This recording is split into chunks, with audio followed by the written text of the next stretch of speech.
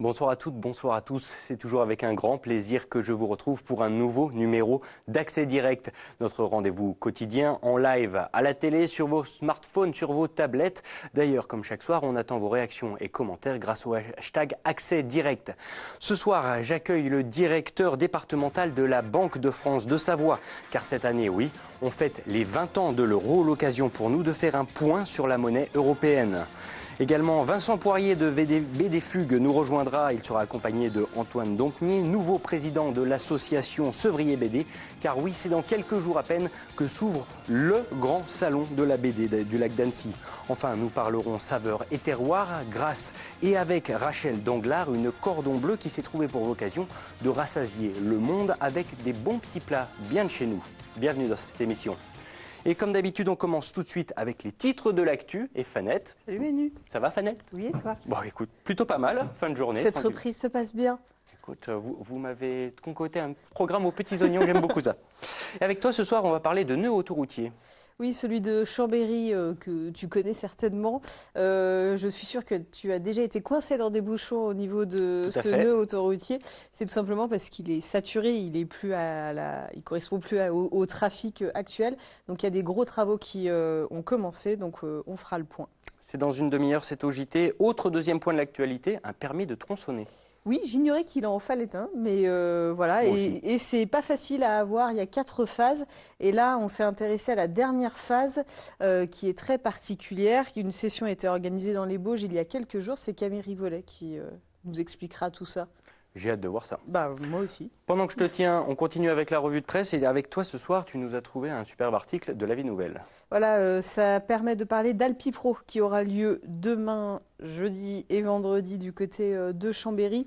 C'est un salon qui réunit plusieurs salons avec les professionnels de la montagne, les acteurs du tourisme, les collectivités, les structures institutionnelles, etc. Pas mal de monde.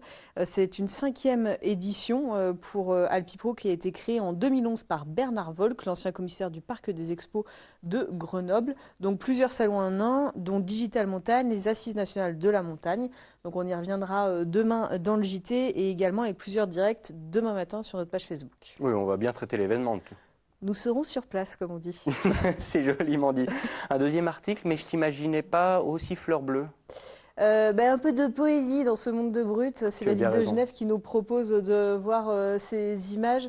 Ça a été fait en 2015-2016 par le Conservatoire et Jardin botanique de Genève. Et donc c'est un timelapse d'une floraison d'un cactus oursin ou appelé cactus Leeds de Pâques. Voilà, j'ai trouvé ça trop mignon.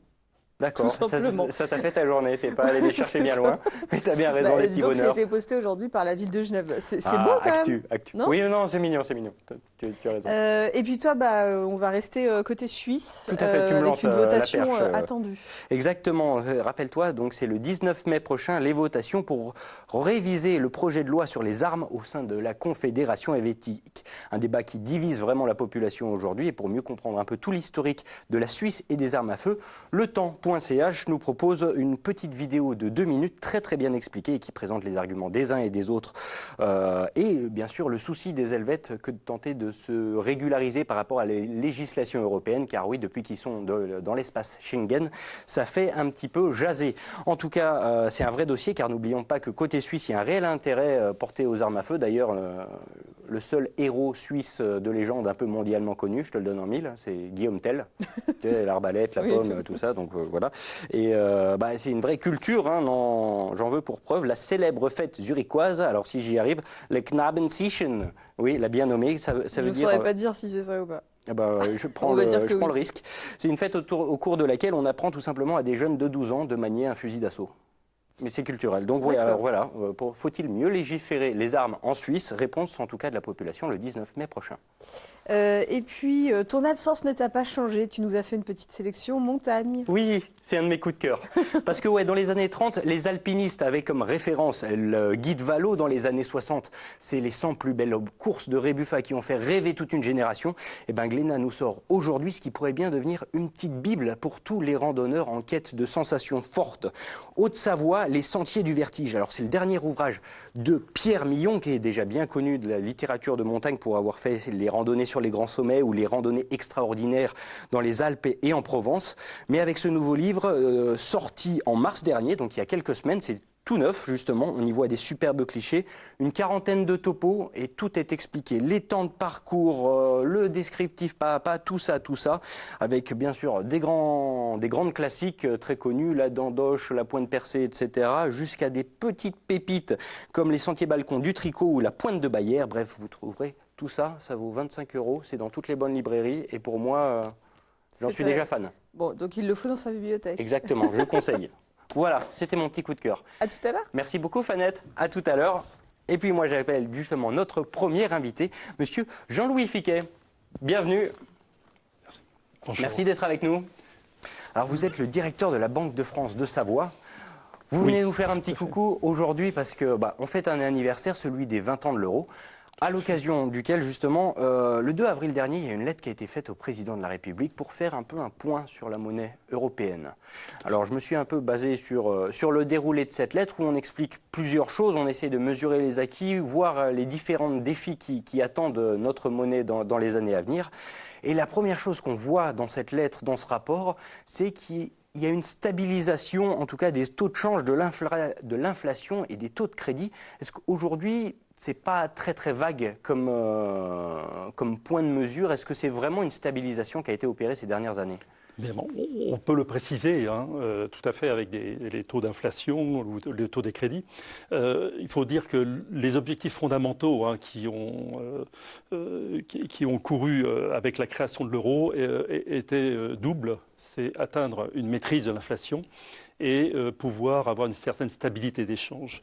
On a atteint ces deux objectifs sur les 20 premières années de l'euro, puisque nous fêtons les 20 ans cette année. Pour l'inflation, bien, c'est relativement simple, puisque sur les 20 dernières années depuis la création, notre taux d'inflation a été en moyenne de 1,7%. Si on regarde sur les 20 années précédant la création de l'euro, nous étions sur une moyenne de 4,9%, donc près de 5%. Donc vous voyez qu'il y a un différentiel relativement important et donc ça nous a permis quand même de moins subir la hausse des prix telle qu'on le connaissait avant la création de l'euro. Alors, je me fais l'avocat du diable, mais c'est vrai que le marché économique a beaucoup évolué ces 50 dernières années.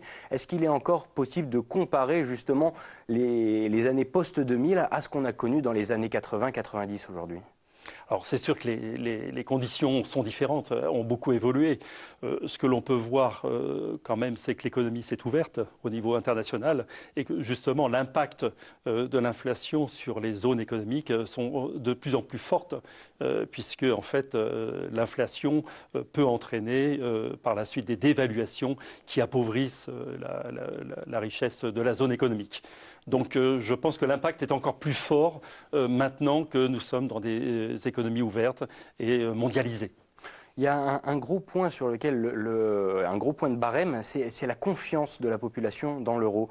Est-ce qu'aujourd'hui, il est si important que ça, cette confiance? Est-ce qu'aujourd'hui, il serait possible de faire marche arrière, d'annuler tout et de sortir de cette zone euro? C'est pas d'actualité. En ce qui concerne la confiance, oui, on a mesuré cette confiance dans l'euro au moment de sa création, en 1999. On s'aperçoit quand même que la confiance dans l'euro pour les Français était relativement basse, à 52%. On est remonté donc à des taux de 72%. Donc là, il y a eu quand même une confiance dans l'euro. Elle est montée peu à peu, cette confiance, y compris l'Allemagne d'ailleurs, puisque l'Allemagne a maintenant une totale confiance dans l'euro, sachant qu'en 1999, l'Allemagne avait son Deutschmark et ne souhaitait pas trop quitter son Deutschmark pour aller sur l'euro. Donc je pense qu'une grande majorité de la population de la zone euro, c'est quand même 340 millions d'habitants et qui ont confiance dans l'euro. Alors, quant à la question de revenir sur des monnaies locales, dirons-nous, ça paraît difficile. Et puis, on n'y voit pas l'intérêt. Dans la mesure où justement l'euro a permis justement de solidifier les économies et de passer les crises financières, notamment la crise de 2008 et la crise de la dette souveraine de 2012, sans trop de vagues et avec des pare-feux très importants. Alors vous parlez de solidité justement, ça reste un des grands défis au cours des prochaines années, renforcer cette solidité de l'euro. Dans le langage courant, pour un néophyte comme moi, ça veut dire quoi, renforcer la solidité d'une monnaie? Alors, il y a deux axes qui nous attendent pour l'avenir. D'une part, d'un côté, nous avons mené une politique monétaire très accommodante. Alors, que veut dire ce terme très accommodante? Les taux sont au plus bas. Nous avons rendu les banques liquides, c'est-à-dire qu'elles n'ont aucun souci pour aller prêter, et on voit bien que les crédits sont en progression forte, les crédits à l'habitat ou les crédits à l'investissement. Cette politique monétaire a été accommodante et ce qu'on appelait avec des mesures non conventionnelles. Donc je crois qu'il va falloir peu à peu normaliser cette politique monétaire et ne pas soutenir cette croissance par ces outils qui sont très puissants. Alors, donc ça, c'est la première chose pour la solidité. Et la deuxième, eh bien, c'est l'union bancaire. Nous avons fait de grands pas sur l'union bancaire. Je crois qu'il était nécessaire, en sortie de crise, de la crise financière de 2008 et de 2012, de réaliser cette union bancaire. On a encore des choses à faire sur l'union bancaire. On a mis en place une supervision européenne. Et donc, alors ça, ce sera à quel objectif à peu près? Est-ce qu'aujourd'hui on arrive à chiffrer tous ces défis? Alors, on n'en connaît pas le timing sur cette mise en place. Je pense qu'il faut, c'est certainement plus d'une décennie pour arriver, alors non pas pour la politique monétaire, mais pour l'union bancaire, essayer d'avoir notamment un système bancaire qui, si vous voulez, dépasse ses frontières. On parle de banques pan-européennes, ça veut dire qu'en fait, on recherche à avoir des banques qui soient multi-pays, multi-zones, et qui soient de ce fait assez solides pour concurrencer les banques américaines. Alors c'est vrai qu'il y a encore de nombreux gros dossiers qui attendent notre monnaie européenne dans les années à venir. Répartir la prospérité, bien sûr, ça reste un des grands points fondamentaux. Affirmer la souveraineté face au dollar, au yen et à tous les cours internationaux. On pourrait en parler pendant les heures, malheureusement on n'a que quelques minutes devant nous. Très rapidement sur la souveraineté, en fait, je parlerai plutôt d'un positionnement international. En fait, c'est asseoir l'euro dans le monde des devises étrangères. Il faut savoir que l'euro, pour l'instant, c'est 20% des changes des réserves de change. 20%, c'est déjà bien, puisque la seule devise est le dollar, était le dollar avant la création de l'euro. 20%, donc, et bien sûr, il y a encore un peu de chemin à faire. Encore du chemin à faire. Et sur les transactions, 40% des transactions se font en euros. Et nous sommes à peu près au même niveau, un peu en deçà, mais à peu près au même niveau que le dollar américain. Donc c'est ce qui fait la force aujourd'hui de la zone euro. Merci beaucoup Jean-Louis Fiquet, en tout cas d'avoir été avec nous. On pourrait en parler pendant un petit peu plus longtemps, mais malheureusement, les lois du direct. Je vous laisse repartir direction la régie. Merci de votre présence. Pour appeler nos prochains invités, Vincent Poirier, qu'on connaît bien, et puis Antoine Dompnier, nouveau président de l'association Sevrier BD. Et Vincent Bédéfugue est accessoirement directeur artistique du festival. Voilà, enfin directeur artistique, c'est pour donner un titre, mais... non, mais j'ignorais, je te découvre des nouvelles lignes de CV tous les jours, c'est génial. Je t'ai pas tout dit tout de suite. Alors avec vous justement, on va parler du rendez-vous annuel du bassin annécien, même de Haute-Savoie du 9e art. Sevrier BD, ça commence dans quelques jours et concrètement, il y a des nouveautés qui vont arriver, forcément son lot d'auteurs, de dédicaces, d'expos, etc. Est-ce que cette année, il y a un fil rouge, messieurs? Est-ce que cette année, on s'est donné un thème en particulier où, encore une fois, on a voulu parler à tout le monde, essayer de marier tous les genres, tous les styles? Eh bien, c'est ça, c'est la version 2. C'est la version 2. L'idée, c'est qu'effectivement, il n'y ait personne qui arrive à Sevrier BD, même quelqu'un qui dit « Oh, la BD, ça ne m'intéresse pas plus que ça, je suis venu pour accompagner mes enfants », que chaque personne finalement se dise « Ah, mais je ne savais pas qu'il y avait ça, j'ignorais », et découvrir à partir des auteurs invités, à partir de la programmation, des expositions, que la bande dessinée, c'est certainement bien au-delà de ce que certains imaginent encore. Donc non, c'est ouvert dès très très jeune, mais alors vraiment très très jeune, moins de 3 ans pour les premiers livres. Et puis après, il n'y a plus de limite. Donc non, un programme très très vaste. Personne ne peut rentrer en disant « Il n'y avait rien pour moi ». Je prends le challenge. Antoine, nouveau président de cette association, comment on reprend le flambeau justement sur un événement qui marche déjà bien et qui a sa renommée croissante chaque année? Alors déjà, parce que j'étais déjà présent sur les éditions précédentes, donc c'est une continuité, c'est pas quelque chose de nouveau complètement. Et il y a toute une équipe derrière qui nous épaule. Le président étant la personne qui, à la fin, prend la décision ou valide ce qui a été discuté auparavant. Après, c'est une très belle édition cette année, avec tout ce qui est dédicace, bien entendu, avec aussi beaucoup d'animation, parce qu'on ne voudrait pas faire un festival qui soit qu'un festival de dédicace avec des files d'attente de gens qui attendent benoîtement d'avoir leur auteur préféré. C'est vrai qu'on a un peu cette image dans la tête, justement. On sait que les festivals BD, c'est pour rapprocher les auteurs, les lecteurs, mais aujourd'hui, est-ce qu'on peut faire plus que ce contact, un petit peu, comme vous dites, en file d'attente? C'est extrêmement important d'avoir ce contact, effectivement, même pour l'auteur lui-même, de rencontrer ses lecteurs. Il y a des échanges, il y a des évolutions pour lui, puis c'est l'aboutissement de quelque chose. Il travaille tout seul sur sa planche, là d'un coup il y a un véritable échange, une reconnaissance même en général, s'ils sont là. Mais c'est vrai que se contenter de la dédicace, c'est un petit peu limiter le véritable intérêt de la bande dessinée, qui est d'une richesse extraordinaire. Donc ça va être bien au-delà, déjà par des expositions. On va avoir 4 expositions sur place. Dont certaines avec des planches inédites, à ce que j'ai compris. Et des planches originales. Et des planches originales. Des vrais de vrais, donc on a un service d'ordre de malade. Et non, il va y avoir donc les 2 invités d'honneur, parce qu'on a 2 invités d'honneur cette année. On avait fait ça l'année dernière, un peu par hasard, mais ça nous plaisait énormément. On avait deux invités qui travaillaient sur la même série et qui représentaient tous les 2 cette série, mais qui à eux 2 représentaient aussi beaucoup la richesse de la bande dessinée. Et on s'est dit qu'on allait rester désormais sur cette logique de 2 invités d'honneur, sauf qu'on a créé un couple cette année qui n'existe pas. Qui n'existe pas, voilà, qui sont de 2 univers assez différents concrètement. Et en même temps qui se complètent là aussi très très bien et qui s'apprécient énormément. D'ailleurs, c'est parti comme ça. Julien Nil, l'auteur de Loup, qui s'est vendu à des millions d'exemplaires, films, séries télé, etc. Enfin voilà, c'est un phénomène éditorial extraordinaire. La seule série qui a eu 2 fois le prix jeunesse d'Angoulême. Enfin, il n'y a pas d'équivalent.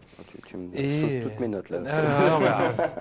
Et Julien, qui a été le premier invité, je lui ai dit, est-ce qu'il y a quelqu'un avec qui tu aimerais être invité aussi? C'était très très difficile comme question. Et puis d'un coup, il dit, écoute, il y a quelqu'un qui me donne vraiment envie de faire de la BD, qui a été important pour moi dans ma carrière à plusieurs niveaux, c'est Lewis Trondheim. Et le soir même, Lewis Trondheim disait, ok, on y va. Génial. Comment on n'a pas, alors comme Antoine, une personne comme ça, comme Lewis Trondheim, justement au Grand Prix d'Angoulême, auteur de plus d'une centaine de BD, dont pas mal de séries, les Lapinots, les Donjons, entre autres. C'est un grand monsieur, on l'appelle avec une petite voix ou comment ça se passe?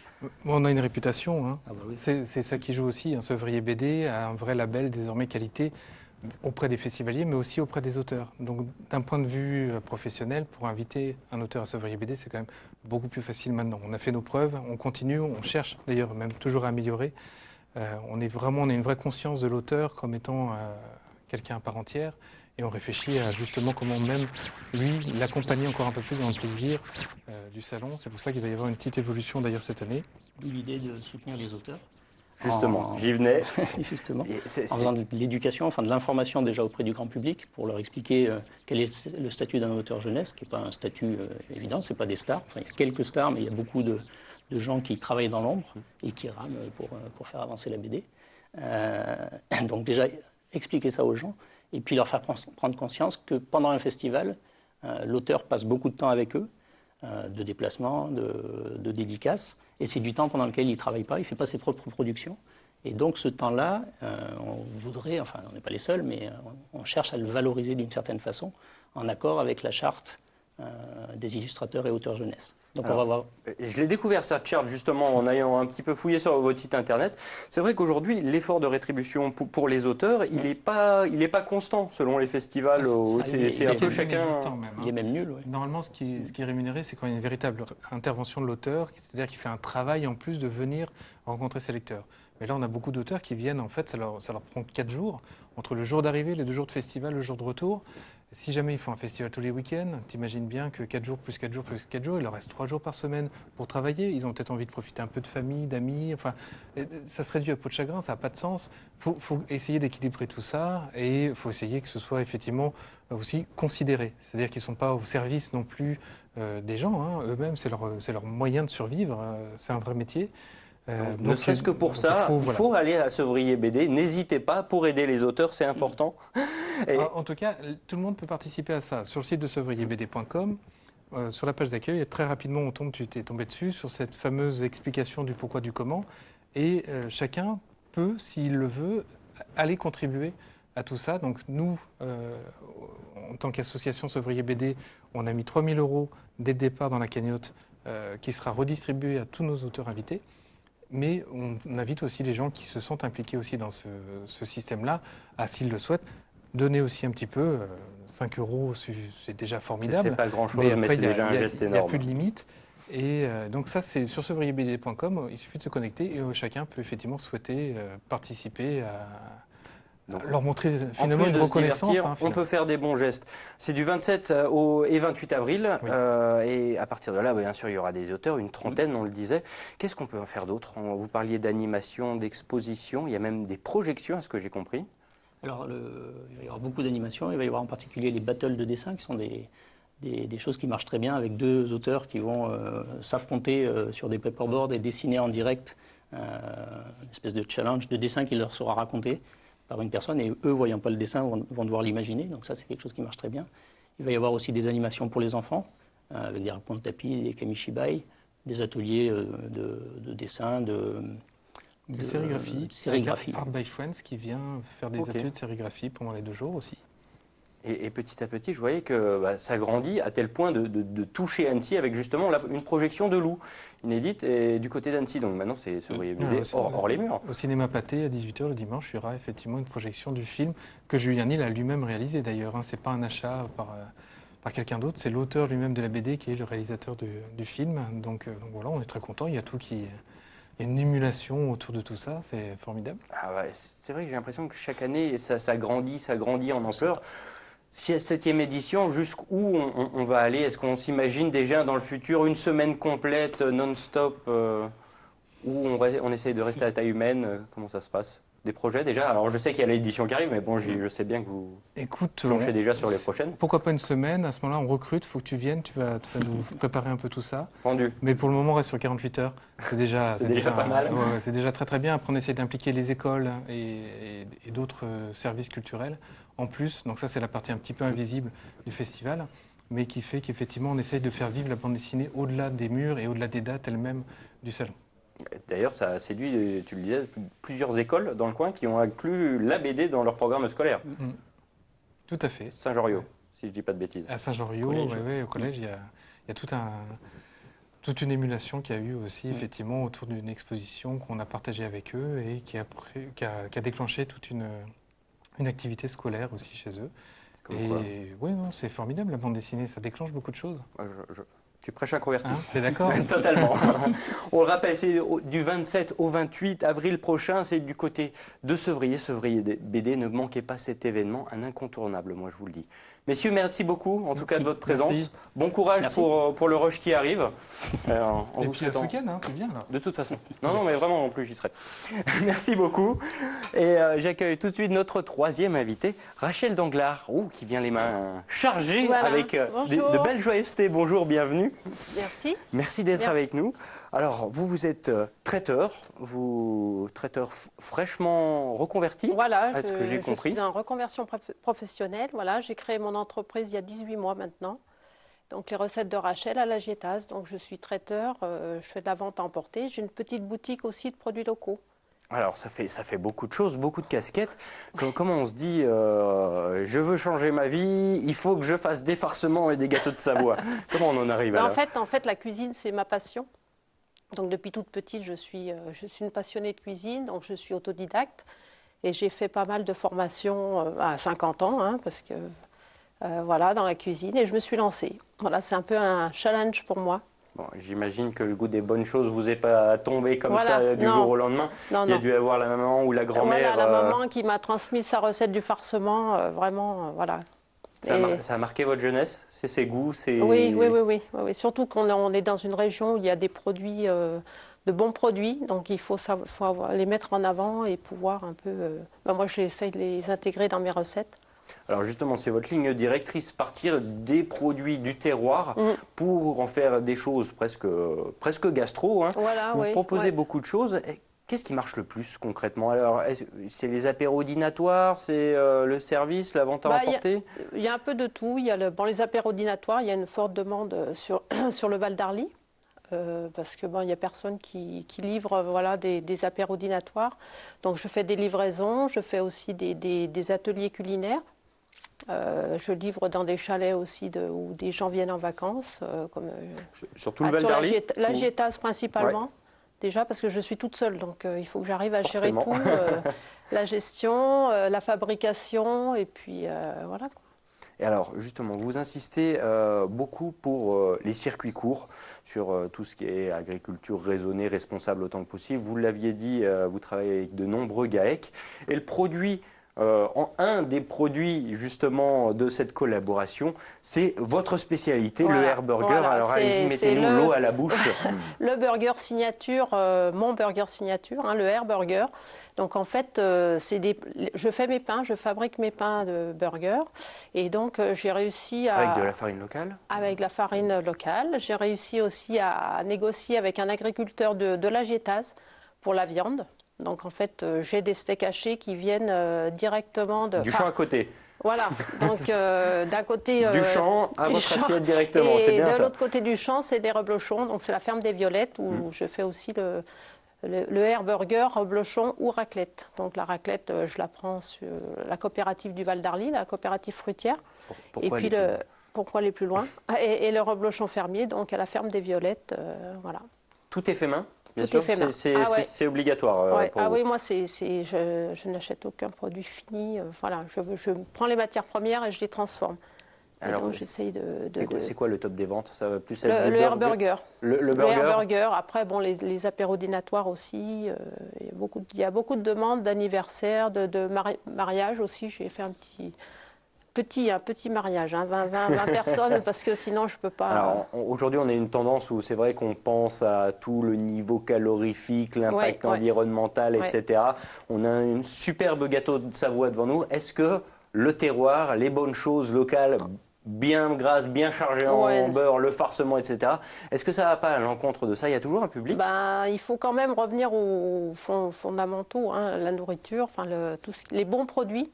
De toute façon, on fait de la bonne cuisine avec des bons produits. Moi, je ne suis pas pour la crème allégée, je suis pas... Donc, je mets des bons produits dans mes fabrications et je pense qu'au niveau du goût, ça se...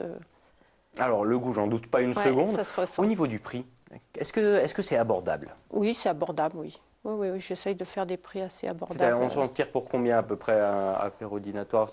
Ça dépend le nombre de pièces par personne. Là, le Air Burger, là, avec la galette de pommes de terre, c'est 10,50. Voilà. Donc ça reste à peu près on mange que du bon. Aujourd'hui, vous avez voulu donc vous lancer à votre compte en totale autonomie, donc du côté de la Gietaz. Ouais. C'était une place à prendre. C'est pas encore un marché trop concurrentiel? En fait, non. Je pense que j'ai pas mal de demandes, donc j'en déduis qu'il y avait quand même une place à prendre dans ce créneau. En tout cas, on vous souhaite beaucoup de réussite. Écoutez, je vous remercie beaucoup et je vous remercie de m'avoir invité. C'est avec grand plaisir, surtout quand vous venez les bras chargés comme ça. Vous pourrez déguster le gâteau de Savoie. Ce sera fait, avec grand plaisir. Merci beaucoup, Merci à vous. Rachel, en tout cas, d'être venue parmi nous. Merci. Je vous laisse repartir direction la régie pour le rappel des titres avec Fanette de Buisson, le grand retour. Salut Fanette. Salut. Dans quelques minutes, les nœuds autoroutiers, titre de l'actu. Voilà, près de 50 000 véhicules l'empruntent chaque jour. Le nœud autoroutier de Chambéry, c'est celui qui relie la 41, la 43, la voie rapide de Chambéry. Donc bref, beaucoup de monde. Il était saturé. Des travaux d'agrandissement ont commencé. On fera le point.